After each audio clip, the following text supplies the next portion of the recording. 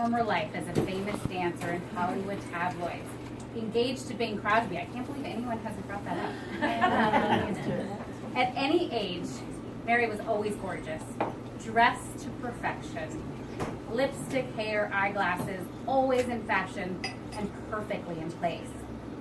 And she was never a shy wallflower, as you probably gathered from everyone else's speech. Mary said whatever she was thinking, she said it fearlessly with conviction and always to the tune of her own drum, which I'm sure you gathered. So Bronwyn and I actually have a bond in that we share these very strong, powerful, opinionated mothers. And we shared this terrifying bond when we spent the summer in Spain together and gained 10 pounds each, eating tortillas and ice cream every day. And the bond, the terrifying bond, was that both our mothers, when picking us up at the end of the summer, were going to be very, very angry. We shared a bond of having mothers who both drilled into our heads that life is tough, that we had to count on ourselves, work hard, and not wait or ever expect any man to save us. Now, the bond is actually how Bronwyn and I became friends in the first place. There was an optional outward bound type wilderness trip before college started freshman year that Bronwyn and I signed up for. The only problem was it unexpectedly coincided with a hurricane. So 95% of the participants decided not to attend. But both Bronwyn and I had mothers who thought that camping in tents in the wilderness during a hurricane would be no big deal. For two manicured, let's just say, not really the wilderness type of girls. So we were among a few scraggly participants who bonded camping in a hurricane and misery. It was our tough mothers that made us do it. We couldn't be quitters. At the heart of it all, as you've heard, Mary Becker was most notably the most incredible caretaker. She doted on her husband and Bronwyn, her animals, not to mention always sending Bronwyn the most magnificently extravagant care packages, which you've heard about. They're legendary. And she was deeply in love with and devoted to her grandchildren. And I know so strongly that she was so proud of how accomplished and perfect her daughter grew up to be in every way, and it was her biggest pride in life. And I know so many of us here who love Bronwyn feel the same way. Thank you. So you are a perfect combination of your very different, very special parents. We love you. Thank you. I'm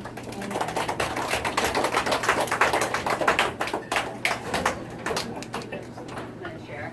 Oh, I am. okay. All right. This is a lot. I think this is a lot. Take This it is the away, last. Casey. And, yeah, like, I'm going to try to end on a really positive note. Really, But, sad. geez, you, like, really didn't get the right person to do that. But it's actually, this has been amazing because I didn't really know Mary very well. I've known Bronwyn forever. We went to college together, and I don't know why. But I really barely, I think I've only really met Mary a few times and had been to her house maybe during one of her took a shower or something of that nature. But we shared the worst fall ever. 2017 sucked. And when Bronwyn's mom got sick, Bronwyn and I years ago had shared the fact that we were, we knew that we were both only children, and we would say, like, what's going to happen when our parents get old? And that's like a whole lot of pressure, and it's just like us and everybody else has siblings, and like, oh my God, what are we going to do? And it's going to be bad. And when Mary got sick and had her stroke, and Bronwyn called and said, this is going on, it was terrible. And we spent a lot of time in New York going back to the hospital together, and somehow it was a unifying bond. And it was the first time I really got to know Mary, and it was somewhat of a one-sided conversation, I'm not gonna lie, right? But there were a few times when I pretty much professed my life story to Mary and said that my daughter had passed away in November, and she was 4, and I was afraid she was by herself, and like she was the only person I knew. I was like, please go, and I showed her pictures, and Ron was amazing as well. And had like, please take care of Stella, and be a grandmother up there to her, and do what you can. And I will never forget that Mary used to smile when I would go there, and I would say, I remember I'm Stella's mom. And she would light up. It was like, one would hope that maybe Stella was there. And we had kind of a funny story. We had like a wonderful one-sided relationship for many weeks. And then when Mary was moved to hospice, like go figure, it's next door to my apartment. And that's the way the world works, right? And Bronwyn and her father had her situated, and it was late at night, and I said, like, why don't I just like go check to make sure you guys got her situated. Several hours later, let's just make sure everything is good. Fine. So I walk over there, and I walk into the room, and I'm like, hi, Mary, remember, it's Casey, Stella's mom. And she like lights up and happy and wonderful. And I said, I came to see you because I just wanted to make sure that everything was good. And I know Bronwyn and everybody was here earlier. And she looked at me and happy. And so there was a chair next to the bed, and there was a bag on the chair. So I push the chair back, and I sit practically like, I hear you, girlfriend, right? Like, I like take up the entire chair, and I'm like, all of a sudden I jump up, and I'm like, oh my gosh. And there was all this water on the chair, and like my whole butt's all wet, and I'm like, oh God, oh God.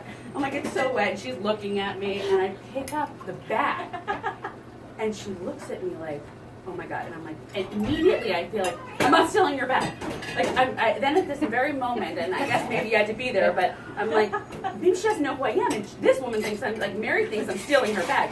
She looked at me with this, like, immediately, this anger, because I was going to put the bag on the side. And I'm like, I'm totally not stealing your bag. I'm not stealing your bag. I'm like, look, I'm like showing her. I'm like pulling out my shirt. I'm like, my whole butt is wet. Like, it was a wet thing. And she's looking at me like, get the fuck out of here. Yeah, right? Meanwhile, I'm looking at the bag. I'm like, what's leaking? It's like free stuff from Mount Sinai or what the heck. It's like gel all over me, right? So I clean it up and I put the bag down. I sit down and I'm like, oh, it's just not the same. She was looking at me like, who are you? Why are you here? Like, you totally disrupted our mojo.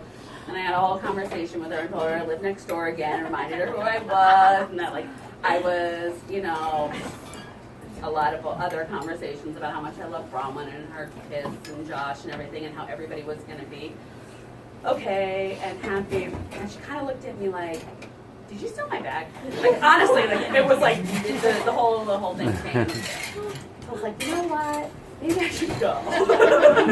Like, so I walk back and I pick up the bag and I look because I'm about to put it back on the chair, not steal it. And she gives me that face again, like, and so I'm like, oh my gosh. So I pick up the bag and I'm like, Mary, I'm so not stealing the bag. Okay, I'm gonna put it back on the chair, but here, let me show you what's in it. And it's just like the shampoos. I'm not stealing the bag. And I put it back on here. And I said, Mary, like, honestly, the bag is here. I'm soaking wet. You are like, look good, and happy. And I'm gonna call Bronwyn and tell her that you're at peace and you're happy. And she smiled again. And I may or may not have said, okay, and one last time, make sure you give Stella a big kiss for me, right? My mom is with Stella. Yeah. Sure, like I said. And I sure sure hope so. for the other people in this room. Yeah. And I feel like I got to, like, although it was a one-sided relationship and maybe it was more therapy for me, but it was like a true gift to meet somebody that would pass on in a nice way to be with my daughter. I only had people that I never knew anybody who I could talk to who would actually go there. And when I showed her pictures of Stella and we talked about her at length, she lit up, right? Almost as if she knew. We asked her. We definitely asked her. And so I hope that now, we've talked about this story so many times, and I'm sure they're looking at me like, we get it. We're not stealing the bag. Wait for the story. We're together. We're all together. But, I really hope that we don't have to deal with this for a very long time. And that our parents stay healthy and our children stay healthy, and hug your parents, and hug your kids, and hug your significant others, because life is short and you never know.